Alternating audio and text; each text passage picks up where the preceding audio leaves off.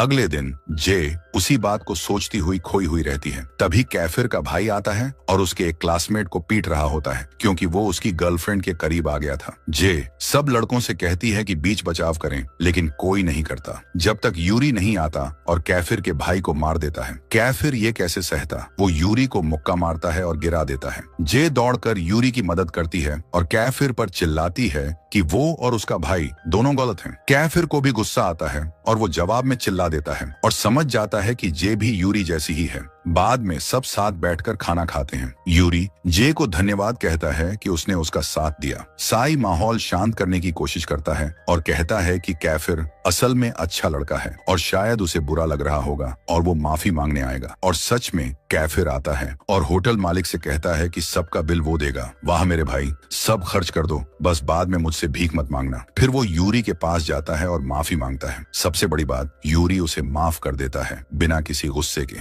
जे अब भी थोड़ी नाराज होती है, लेकिन कैफिर उसे बताता है कि उसके कुछ कनेक्शन हैं और वो उसके पापा से मिलाने में मदद कर सकता है। जे कहती है, अगर ऐसा है तो तुम माफ, जैसे मैं तुमसे ज्यादा देर नाराज रह ही सकती हूँ। उस रात जे का परिवार जमा हुआ है, सभी तनाव में, क्योंकि उनका दिवालिया होने वाला है। उसकी मौसी परेशान होकर रोने लगती है जब जे अंदर आती है, लेकिन सब उसे देखकर खुद को संभाल लेते हैं और कहते हैं सब ठीक है। फिर उसे ऊपर भेज देते हैं। उसके ग्रैंड अंकल कहते हैं कि इस हालात को सुधारने का एक ही तरीका है, यूरी के दादाजी की कंपनी के साथ साझेदारी करना। सब चौंक जाते हैं और सोचने लगते हैं कि क्या वो जे की कुर्बानी देकर उसकी यूरी से सगाई करवा देंगे ताकि डील पक्की हो जाए। यही मेरा अपना थ्योरी है, सही हो या गलत, मुझे तो बस ड्रामा चाहिए। अगले दिन स्कूल में यूरी जे को बाहर ले जाने का न्योता देता है ताकि वो उसका शुक्रिया अदा कर सके और जे मान जाती है। कौन मना करेगा उस लाल बालों वाले सपने जैसे लड़के को। अगले दिन दोनों मिलते हैं, लेकिन जे पूरा ध्यान नहीं दे रही होती, पूरी तरह से उलझी हुई। यूरी पूछता है, क्या बात है, क्या सोच रही हो? जे टालने की कोशिश करती है। यूरी थोड़ा नाराज होकर कहता है, मतलब अब मुझ पर इतना भरोसा भी नहीं कि मुझसे बात कर सको। जे बात संभालने की कोशिश करती है और कहती है, तुम्हें बेवजह परेशान नहीं करना चाहती थी। फिर वो उसका चेहरा पकड़ती है और देखती है कि वो गुस्से में कितना लाल हो गया है और कहती है, तुम्हारे बाल कम थे क्या? अब चेहरा भी टमाटर बन गया है। फिर वो उसे चिढ़ाती है, मैं हूँ लाल टमाटर, जैसे गाना गाने ही वाली हो। यूरी तो बस सन्न बैठा रहता है, दिल धड़क रहा होता है। तभी उस पल कैफिर आ जाता है और जे को खींच कर ले जाता है। कहता है कि ये उसके पापा के बारे में है। यूरी भी उसका हाथ पकड़ लेता है और हम सब देखने वाले बस सोचते हैं, हमें भी जिंदगी में जरा सी जे जैसी किस्मत मिल जाए तो क्या बात हो। खैर, शिकायत नहीं। कैफिर कहता है, ये तुम्हारे पापा के बारे में है और जे उसके साथ जाने को मान जाती है। यूरी कहता है, मैं यहीं इंतजार करूंगा। जब वो यूनिवर्सिटी पहुंचते हैं, जे एक प्रोफेसर से अपने पापा के बारे में पूछती है, लेकिन वो महिला कोई जानकारी देने से इनकार कर देती है।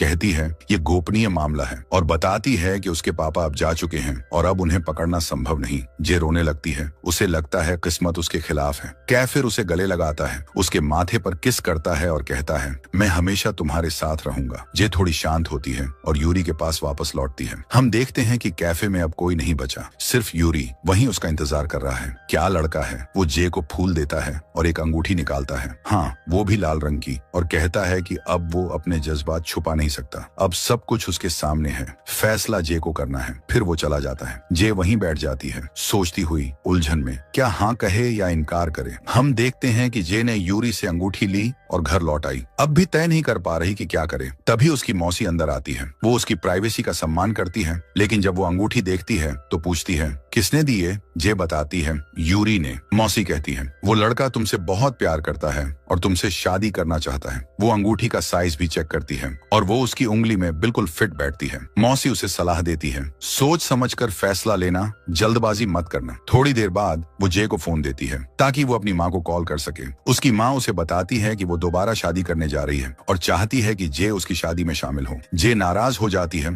और चिल्ला पड़ती है, आपने कभी मेरी खबर नहीं ली और ये भी नहीं बताया कि पापा मुझसे मिलना चाहते थे। जे फोन काट देती है और कॉल जारी रखने से मना कर देती है। वो साफ तौर पर बहुत दुखी है। अगले दिन वो नौकरानी से पूछती है कि क्या उसका कमरा साफ किया गया है, क्योंकि उसमें कुछ गायब है। और उसकी किस्मत देखो, आयरिस वहां खड़ा है और हाथ में रिंग वाला बॉक्स लिए हुए है। वो उससे पूछता है कि क्या वो यही ढूंढ रही है। वो जानना चाहता है कि उसे ये किसने दिया। जब ये कहती है कि यूरी ने, तो आयरिस गुस्से में आ जाता है। वो उसे बताता है कि उसके पापा ट्रिप से वापस आ गए हैं और उसके पास उनका पता और फोन नंबर है। वो जे से एक डील करता है। उसे यूरी को रिजेक्ट करना होगा, सेक्शन ई के दोस्तों से दूर रहना होगा और सेक्शन ए में ट्रांसफर लेना होगा। अगले दिन स्कूल में वो देखती है कि लड़के न्यू ईयर पार्टी की तैयारी कर रहे हैं। स्कूल होटल में इवेंट होस्ट कर रहा है, लेकिन ये सभी बाहर वाले हैं और इन्हें इनवाइट नहीं किया गया। लड़के तय करते हैं कि वो चुप नहीं बैठेंगे, वो स्कूल में ही सेलिब्रेट करेंगे और अपना क्लासरूम सजाएंगे। जे थोड़ी उदास हो जाती है जब वो लॉकर पर अब भी एला लिखा देखती है, तो कैफिर एक स्टिकर उठाकर उसे ढक देता है, जैसे कह रहा हो जो चाहिए मैं हूं ना, पर अपने ही अंदाज में। बाद में वो अपने एक छोटे कद वाले दोस्त की मदद करता है जिसे पेड़ पर कुछ ऊंचा लटकाना है। लंबे लड़के जरूरी होते हैं भाई, इसीलिए यूरी जे को चिढ़ाता है कि वो छोटी है और सजावट नहीं लगा पा रही, फिर खुद उसे उठाकर सजावट लगा देता है, जबकि जे वहीं खड़ी फ्रीज हो जाती है शर्म से। उनमें से एक दोस्त यूरी को खींच कर ले जाता है और जे अपने क्लासमेट्स को देखती है और महसूस करती है कि ये लोग सच में उसके परिवार जैसे हैं। वो भावुक हो जाती है और रोने लगती है। कैफिर उसे देखता है और पूछता है क्या हुआ, तो वो कहती है कुछ आंख में चला गया है। वो कहता है कि झूठ बोल रही हो और कहता है कि अगर किसी चीज से डर लग रहा है तो चिंता मत करो, मैं हमेशा तुम्हारे साथ रहूंगा। ये उसे सांत्वना देता है। इसके बाद डांस और म्यूजिक प्रतियोगिता होती है। डेंजल और एलेक्स स्टेज पर जाते हैं और जे को भी साथ चलने के लिए कहते हैं। ब्रेक के समय फ्लेक्स जे से कहता है कि यूरी अकेला बैठा है और उदास लग रहा है, तो वो उसके पास जाती है और उसे खुश करने की कोशिश करती है। वो उसे खाने के लिए भी इनवाइट करती है, लेकिन वो मना कर देता है। पर जब जे कहती है कि उसे रिंग पसंद आई तो वो खुश हो जाता है। फिर दोनों बैठते हैं और आपस में हंसी मजाक करते हैं, लेकिन तभी कैफिर अंदर आता है और उन्हें देखता है। उसे जलन होती है और दोनों के चेहरे से मुस्कान गायब हो जाती है। फिर एक चिकन को लेकर पूरा ड्रामा शुरू हो जाता है। किसी को नहीं पता कि वो चिकन कहाँ गया, किसी को उसकी महक तक नहीं आई। सब एक दूसरे पर इल्जाम लगाने लगते हैं जब तक जे सबकी प्लेट्स चेक नहीं करती। फिर वो कहती है रुको, साई कहाँ है? पता चलता है कि वो टेबल के नीचे बैठा चिकन खा रहा है। वो हंसते हुए कहता है माफ करना दोस्तों, मैं उसकी स्वादिष्ट जांघों के आगे टिक नहीं पाया। जे कहती है कोई बात नहीं, खा लो प्यारे, तुम तो अभी बढ़ रहे हो। उसी समय उनके ग्रुप का कोई एक और भी बड़ा चिकन लाता है और सब खाने के लिए तैयार हो जाते हैं। बाद में डेविड जे को एक गिफ्ट देता है, एक नेकलेस जिसमें उसका इनिशियल है। जब वो उसे धन्यवाद कहती है तो वो कहता है कि उसने इसे खरीदा नहीं बल्कि बाहर से उठाया और उस पर उसका नाम लिखा था। फिर हमें पता चलता है कि पर्सी ने उसे दिया था और डेविड से कहा था कि वो जे को दे दे। क्यों, ये हम बाद में जानेंगे। फिर म्यूजिक बजता है और सब डांस शुरू कर देते हैं। साई जे को डांस के लिए खींचता है और उसे कुछ स्टेप्स भी सिखाने लगता है। वो कैफिर से कहती है कि वो भी डांस करे, लेकिन वो मना कर देता है क्योंकि वो उसे डांस करते हुए देखना एंजॉय कर रहा है। फिर यूरी गाना गाने के लिए उठता है, एक रोमांटिक गाना। वो पूरा समय जे को ही देखता रहता है जिससे कैफिर को जलन होती है। जे ये नोटिस करती है और कैफिर को देखती रहती है, जिससे यूरी और नाराज हो जाता है। वो सोचता है मैं ये सब तुम्हारे लिए कर रहा हूँ और गाना अधूरा छोड़ देता है। इसके बाद अगला राउंड शुरू होता है। ऑडियंस को कुछ चीजें लाने के लिए कहा जाता है और जो पहले लाता है उसे इनाम मिलता है। पहली चीज है चॉकलेट। एलेक्स एम को पकड़ लेता है और कहता है ये रही मेरी चॉकलेट। और हाँ, क्रिंज लेवल बहुत हाई है, पर वो जीत जाते हैं। फिर मिठाई मांगी जाती है और कैफिर जे को उठा लेता है और कहता है लो, मीठी और शक्कर जैसी। जे बहुत ज्यादा शर्मिंदा हो जाती है और बात और भी खराब तब हो जाती है जब इनाम निकाला जाता है, एक पैकेट इंस्टेंट नूडल्स का। वो चिल्लाती है उस पर, लेकिन प्यारा यूरी उसे शांत करता है और अपने पास बैठा लेता है। फिर सबसे पसंदीदा चीज लाने को कहा जाता है। यूरी जे को उठा लेता है और भाग जाता है। एलेक्स भी एम को उठा लेता है। इवेंट होस्ट चौंक जाते हैं, क्या जे ही एकमात्र है जिसे सब उठाकर ले जा रहे हैं? अचानक एक सन्नाटा छा जाता है और यूरी सबके सामने अपने प्यार का इजहार कर देता है। जे शर्म से भागकर साई के पास जाकर बैठ जाती है। फिर आता है गिफ्ट एक्सचेंज सेगमेंट और गिफ्ट सच में दुखद है। हैंगर का सेट, एक कड़छी, एक छोटा ग्रेटर। सबसे अच्छा गिफ्ट एम को मिलता है क्योंकि एलेक्स ने उसे लिपस्टिक दी, खुद लगाई और कहा मेरे गाल पर किस कर दो। वो करती है और उसका निशान छोड़ देती है। दूसरा बेस्ट गिफ्ट कैफिर को मिलता है, एक शॉर्ट्स जो जे ने उसके लिए खरीदा था। सब हंसते हैं क्योंकि वो उसी से मैच कर रहा होता है जो उसने पहना है। दुर्भाग्य से जे का गिफ्ट बेकार निकलता है। उसे लगता है कैफिर ने दिया है, लेकिन असल में वो साई होता है। वो उसके पीछे भागती है और उसे पीट देती है। जब वो वापस आती है तो देखती है कि सब एक साथ बैठे हैं और उसे महसूस होता है कि ये लोग सच में उसका परिवार हैं। वो भावुक हो जाती है और रोने लगती है। कैफिर देखता है और कहता है, फिर से वही कुछ आंख में चला गया। वो कहती है, मैं बस खुश हूँ। तो वो कहता है, खुश रहो और भी ज्यादा, और उसे दोबारा जश्न में शामिल होने के लिए बुलाया जाता है। फिर हमें इस सीजन की शुरुआत से अब तक की सारी घटनाओं का रिकैप दिखाया जाता है, जैसे कि जे का डिपार्टमेंट में सफर, स्कूल में उसकी एंट्री, कैफिर और यूरी के साथ उसकी बढ़ती नजदीकियां, उनके साथ बिताए गए रोमांचक पल और आखिरकार कैसे वह कैफिर से प्यार करने लगी। इस बीच यूरी, जो उसे पहले से प्यार करता था, ने भी अपने जज्बातों का इजहार कर दिया, जिससे जे उलझन में पड़ गई कि वो असल में किससे प्यार करती है। वह कैफिर के करीब आ रही थी, लेकिन तभी दिवालियापन की अफवाहें फैलने लगी, जिससे मजबूर होकर उन्हें यूरी के परिवार के साथ पार्टनरशिप करनी पड़ी। सब कुछ और ज्यादा उलझ गया जब यूरी ने क्रिसमस पार्टी के दौरान सबके सामने अपने प्यार का इजहार कर दिया। यह सबको चौंका देने वाला था, खासकर कैफिर के लिए। जे अपने घर पर उठती है, अभी भी थकी और भ्रमित। उसे याद आता है कि पिछली रात उसने जश्न मनाया था, लेकिन ज्यादातर बातें धुंधली हैं। उसे सिर्फ इतना याद है कि पार्टी घर पर थी, कुछ मेहमान जल्दी चले गए थे और कुछ रुक गए थे। नीचे सभी बहुत ज्यादा शराब पी रहे थे। यूरी थोड़ा उदास था, लेकिन बाकी सब मजे कर रहे थे, खासकर जे, जो बहुत हंस रही थी और सबके साथ घुल मिल रही थी। जैसे जैसे यादें वापस आने लगती हैं, जे को थोड़ी शर्म आने लगती है। उसे लगने लगता है कि शायद कुछ बहुत जरूरी हुआ था, लेकिन उसे ठीक से याद नहीं। उसे याद आता है कि वह साई और फेलिक्स के साथ बैठी थी और कुछ खा रही थी। फिर बाकी लोग भी आकर ड्रिंक्स में शामिल हो गए। यूरी पूरे समय उस पर ही ध्यान लगाए बैठा था, उदास और उलझा हुआ। यह नहीं समझ पा रहा था कि उससे कैसे बात करे, क्योंकि वो उससे प्यार करता था। जैसे जैसे रात बढ़ी, जे शराब पीने लगी, जिससे सब हैरान रह गए। उसने पहले मना किया था, लेकिन बाकी लोगों के कहने पर उसने पी ली। उसने यूरी की जगह खुद पी। भले ही उसे मजा नहीं आ रहा था, लेकिन वह चाहती थी कि यूरी उस पर ध्यान दे। यूरी उसकी ओर और ज्यादा खींचने लगा, लेकिन जे इतनी नशे में हो गई थी कि ठीक से चल भी नहीं पा रही थी। आखिरकार सब लोग सोने चले गए। एक तूफानी रात के बाद भूखी जे खाने की तलाश में उठी। तभी यूरी उसके पास आया और पार्टी में अपने इजहार की बात करने लगा। उसने कहा कि जे गुस्से में भी कितनी सुंदर लगती है। जे ने सब कुछ नकार दिया और सोचा कि यूरी शायद नशे में है, लेकिन यूरी को लगता था कि जे उससे बच रही है, क्योंकि वो उसे पसंद करती है, लेकिन मानना नहीं चाहती। यूरी ने कहा कि वह अपने जज्बातों को लेकर बिल्कुल गंभीर है। फिर उसने घुटनों के बल बैठकर जे का हाथ थामा और कहा कि वह उससे शादी करना चाहता है। उसने अपने जज्बातों को कंट्रोल करने की कोशिश की, लेकिन वो दिल से चाहता था कि जे भी उससे प्यार करे। यह सुनकर जे चौंक गई और झटके में पीछे हट गई, लेकिन यूरी ने उसका हाथ फिर से पकड़ा और गंभीरता से पूछा, क्या तुम मुझसे शादी करोगी? जे हैरान रह गई। उसे उम्मीद नहीं थी कि बात शादी तक पहुंच जाएगी। अब यूरी उसे सिर्फ दोस्त नहीं समझ रहा था, वो चाहता था कि जे उसकी पत्नी बने। जे ने सोचा शायद यूरी नशे में है, लेकिन उसने कहा कि वो होश में है और पूरी तरह गंभीर है। वो जिंदगी भर उसके साथ रहना चाहता है। जे ने कहा कि वो बहुत उलझन में है और अभी जवाब नहीं दे सकती। वो दोनों अभी बहुत छोटे हैं, फिर यूरी शादी की बात कैसे कर सकता है? यूरी दुखी होकर चला गया। जे वहीं खड़ी रह गई, अंदर ही अंदर सब कुछ दोहराते हुए। उसे याद आया कि पिछली रात उसने यूरी और कैफिर को आपस में बात करते हुए देखा था। दोनों किसी बात पर नाराज लग रहे थे। उसने सोचा शायद वही बातचीत शादी के प्रस्ताव से जुड़ी हो। बाद में वह नीचे गई तो देखा कि उसकी दादी मिलने आई हैं। परिवार ने उन्हें बहुत प्यार से स्वागत किया। फिर अचानक साई आ गया। जे चौंकी, लेकिन खुश भी हुई। वह बहुत नरम और शालीन लग रहा था। तभी किसी ने मजाक में कहा कि शायद जे और साई रिलेशनशिप में हैं। उसने इनकार किया,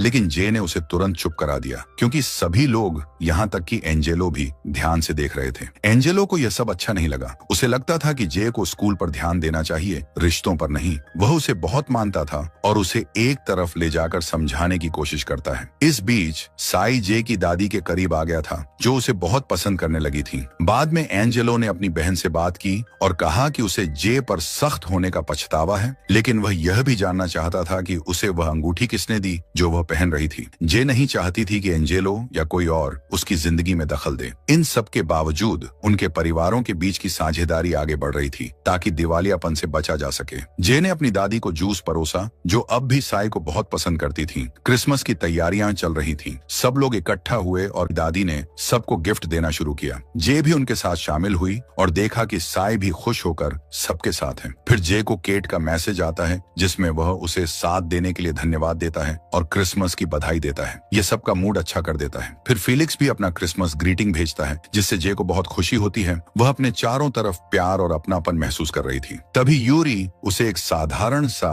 मैरी क्रिसमस मैसेज भेजता है। बाकी लोगों की तरह उसने कुछ खास नहीं लिखा, न ही कोई मजाक किया। जे थोड़ी निराश हो जाती है। वह कुछ भावनात्मक उम्मीद कर रही थी। फिर भी उसका छोटा सा मैसेज जे के चेहरे पर मुस्कान ले आता है। वहीं यूरी अपने परिवार के साथ चुपचाप खाना खाता है और सब कुछ सोचता रहता है। फिर गिफ्ट खोलने का समय आता है। सबको सोच समझकर दिए गए तोहफे मिलते हैं और सब खुशी से जश्न मनाते हैं। लेकिन जब जे अपना गिफ्ट खोलती है तो उसमें एक सफेद ड्रेस होती है, बेहद खूबसूरत लेकिन चौंकाने वाली। वह समझ नहीं पाती कि इसका क्या मतलब है और बाकी लोग भी चिंता करते हैं कि वह कैसे रिएक्ट करेगी क्योंकि वह अभी भी बहुत छोटी है। एक हफ्ता बीत जाता है और जे कहीं नजर नहीं आती। उसकी आंटी और दादी उससे मिलने की तैयारी करती हैं, लेकिन तभी जे खुद आ जाती है, वही टाइट सफेद ड्रेस पहने हुए जिसमें वह खुद को असहज महसूस कर रही होती है। एंजेलो को महसूस होता है कि कुछ गड़बड़ है और वह पहले से ज्यादा नर्वस लगता है। जे समझ नहीं पाती कि ऐसा क्यों है। नए साल की शाम शुरू होती है, खासकर फैंडी में होने वाला जश्न। यूरी को यकीन है कि जे वहां आएगी। पार्टी शुरू होती है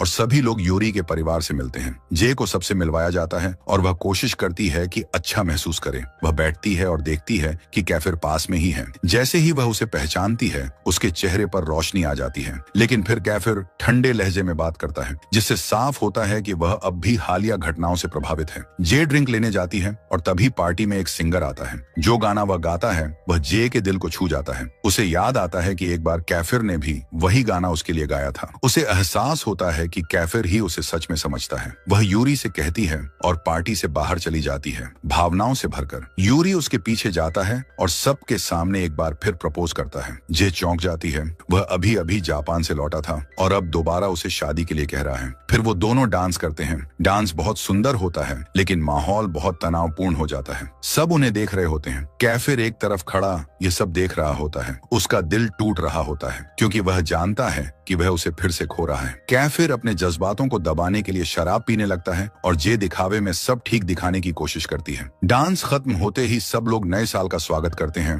और यूरी का जन्मदिन भी मनाते हैं। जे स्टेज पर जाकर उसे जन्मदिन का गाना गाकर सुनाती है। कैफिर सब कुछ चुपचाप देखता है, टूटे हुए दिल के साथ। थोड़ी देर बाद सच्चाई सामने आ जाती है। दोनों परिवार अब साझेदारी में हैं और जे और यूरी को अब एक जोड़ा माना जा रहा है। जश्न जारी रहता है लेकिन जे को यह सब अचानक और धोखे जैसा लगता है। कैफिर हैरान होता है। यूरी कुछ भी समझा नहीं पाता। उसका परिवार बहुत दुखी होता है। उन्हें लगता है कि यूरी ने उसकी भावनात्मक स्थिति का फायदा उठाया। कैफिर और जे दोनों ही दुखी होते हैं लेकिन यूरी खुश होता है। उसे आखिरकार वो लड़की मिल गई जिससे वह इतने समय से प्यार करता था। जे बाहर से सब कुछ ठीक दिखाने की कोशिश करती है लेकिन अंदर से उसे सब कुछ समझ आ रहा होता है। उसे एहसास होता है कि उसकी फैमिली और दोस्त सभी सगाई के बारे में पहले से जानते थे, यहाँ तक कि कैफिर भी। खुद को अकेला महसूस करते हुए वह पार्टी छोड़कर रोती हुई चली जाती है। उसे समझ नहीं आता कि यह सपना है या सच्चाई। शादी कैसे तय हो सकती है बिना उससे पूछे। एंजेलो उसे रोता हुआ पाता है। वह कबूल करता है कि वह सब कुछ समझाना चाहता था लेकिन मौका ही नहीं मिला। उसे इसका बहुत पछतावा है। उनके पास कोई और रास्ता नहीं था। उसके परिवार का भविष्य इसी साझेदारी पर टिका था। जे सदमे में है।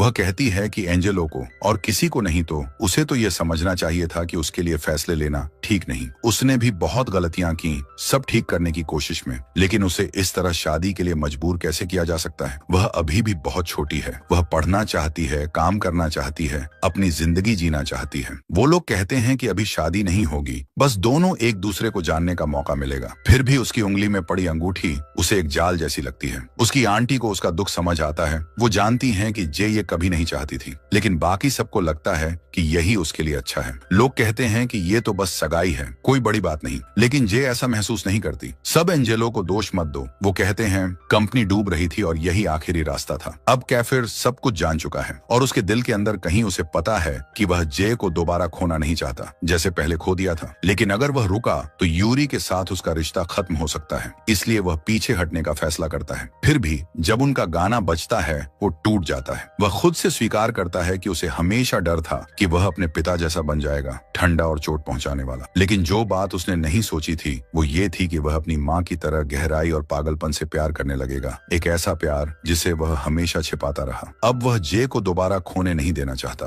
पूरी हिम्मत के साथ वह उसके सामने आता है। जे हैरान रह जाती है और चलने की कोशिश करती है, लेकिन वह उसका पीछा करता है और सीधे पूछता है, क्या तुम यूरी से प्यार करती हो? उसके पास कोई जवाब नहीं होता। वह उलझी हुई होती है, भावनाओं से भरी हुई, चुप। कैफिर उसे एक विकल्प देता है, जवाब दो या मुझे चूम लो। फिर भी वह कुछ नहीं कहती, बस रोती रहती है। उस दर्दनाक खामोशी में कैफिर उसे चूम लेता है। ये अलविदा हो सकता है या कुछ और। वह उसे दूर धकेल देती है, गुस्से में और उलझन में। वह उसे कोसती है। उसे समझ नहीं आता कि इतने अराजक हालात में वह ऐसा कैसे कर सकता है, लेकिन कैफिर उसे फिर से गहराई से चूमता है। दोनों अपनी आंखों के आंसू नहीं रोक पाते। तभी लिफ्ट का दरवाजा खुलता है और कुछ अजनबी अंदर आ जाते हैं। वह पल टूट जाता है। वो दोनों जल्दी से अलग हो जाते हैं, ऐसे जैसे कुछ हुआ ही नहीं, लेकिन दोनों के बीच सब कुछ अभी भी जल रहा होता है। जे अपने परिवार के बारे में सोचती है, जिन्होंने हमेशा उसकी रक्षा की। कैफिर अपने उस राज से परेशान होता है जो अब तक छिपा रखा था। दोनों अपनी अपनी उलझनों में खोए हुए हैं, उन तमाम चीजों में जो उन्हें यहाँ तक ले आई। जे चली जाती है, कैफिर को अकेला छोड़कर, जो चुपचाप रोता रहता है। उसी वक्त यूरी आता है और धीरे से उसे साथ चलने के लिए कहता है, सब तुम्हारा इंतजार कर रहे हैं। वह सहम गई सी होती है, लेकिन फिर भी हाँ कहती है और उसके साथ चल पड़ती है। वह उसे रूफ टॉप पर ले जाता है। जे वहाँ की खूबसूरती देखकर हैरान रह जाती है। यूरी उसे मुस्कुराने, हंसने और इस पल को जीने के लिए कहता है। वे साथ चलते हैं और फिर उसे हानिची परिवार से मिलवाया जाता है, क्योंकि उसने यूरी का प्रपोजल स्वीकार किया था। सब जाम उठाते हैं, मुस्कुराते हैं, लेकिन जे के अंदर सब कुछ उल्टा पुल्टा चल रहा होता है। वह बहाना बनाकर बाथरूम जाने के लिए निकलती है, लेकिन कैफिर उसे फिर से रोक लेता है। वह उसे एक तरफ ले जाता है। जे परेशान हो जाती है, अब क्यों कर रहा है ये सब? कैफिर खुद भी उलझन में है। वह कहता है कि वह अब उसे कंट्रोल नहीं करना चाहता, लेकिन उसे यह डर सता रहा है कि वह किसी और से शादी कर लेगी, जबकि उसके दिल में अभी भी उसी के लिए भावनाएं हैं। उसे जे की आंखों में दिखता है, वह शादी से नहीं डर रही, वह इसीलिए डर रही है क्योंकि उसका दिल किसी और का है। कैफिर सब कुछ कह देता है, मैं तुमसे प्यार करता हूँ और अब इसे छुपाऊंगा नहीं। जे स्तब्ध रह जाती है। तभी आतिशबाजियां शुरू हो जाती हैं। आसमान रंगों से भर जाता है, लेकिन कैफिर के पास एक आखिरी बात और होती है, एक ऐसा राज जो वह अब तक अंदर ही दबा रहा था। वह उसकी आंखों में देखती है